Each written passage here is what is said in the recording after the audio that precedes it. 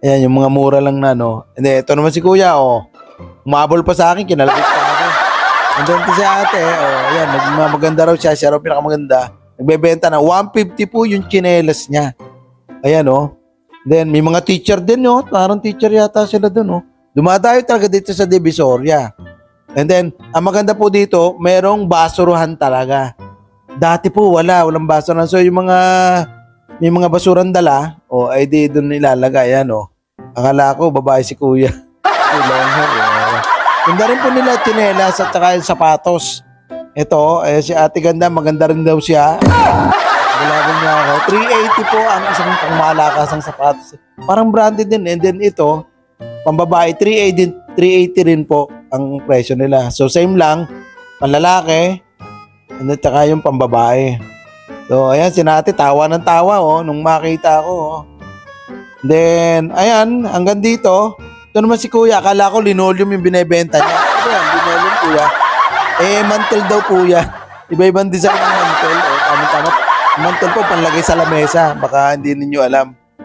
Ayan, gumala pa rin po tayo sa ibang tindahan na talagang mura. May 35 pesos pa, oh. Tingnan nyo, oh. Ayan, 35 pesos. May 25 pa. Shorts po yan, iba-ibang klase ng shorts na pwede nyo pong mabili dyan na siguro iba-ibang design din. And then may mga, ayan, oh, tsinelas na naman, oh, camouflage design. So, same price lang din, oh. Ayan, oh. Aba, mas mura pa po ito. 55 lang. Sa kabila, 150. Pero malakasan po yun, maganda eh. Ito, 55 lang. Siguro sa mga bata ito, mga malilitang paa.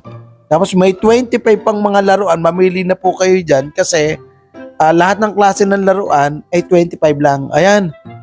Lipat naman po tayo dito sa may kabila mga ka-vlog kasi doon tayo sa may kabilang side eh. Sa may goodie. O yan, may mic pa ba tayo? Ayan. Dito naman po tayo sa ano. Kasi nung pumunta po ako dito noon, naku, napaka-traffic po dito. Grabe. Hindi ka makasiksik sa traffic kasi alam nyo, yung mga nagtitinda nandito sa ano. Ayan, minagay pa sa atin. Ayan. Ayan, no, katulad yan, nakakadaan na po yung mga sasakyan, yung mga jeep. Although medyo konting traffic lang, but compared to before, hindi po makadaan ng mga sasakyan. Ayan, may nagtitinda rin po dito ng mga ano. Pagka nagutom po kayo, naku, walang problema. May mga street food na nakaabang din, pwede nyo mabila. May lumpia, may lumpiang togi pa, oh.